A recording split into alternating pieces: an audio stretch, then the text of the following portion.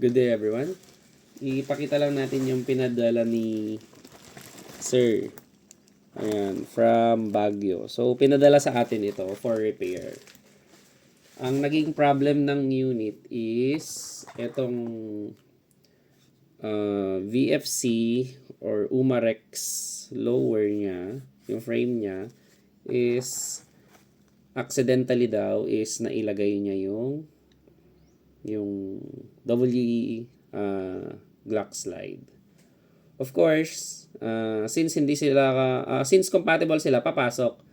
Pero ang naging problem, hindi na maalis.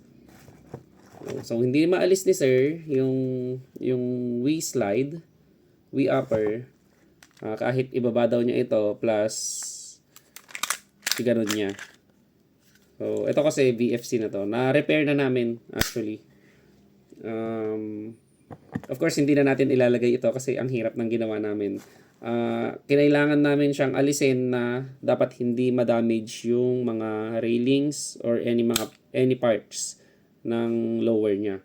Or pati ito, dapat hindi rin ma-damage ito. Kasi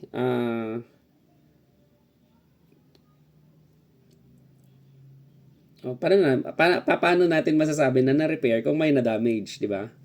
So, ayan. So, tinanggal namin to nang walang na-damage sa upper ng WE slide. Ayan, slide, we stock, can't remove.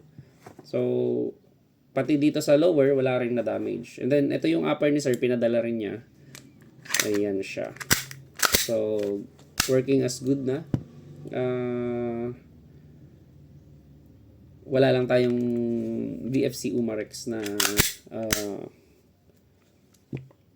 magazine. Kasi pwede ba ang Wii? Okay, pwede ata ang Wii. Okay, subukan natin. Meron bang TV? Wala. So, testing natin. Okay. So, ulitin natin. Okay, pwede ang WE magazine. Ayan. So, pwede rin ang TTI magazine. Ayan. So, ayun.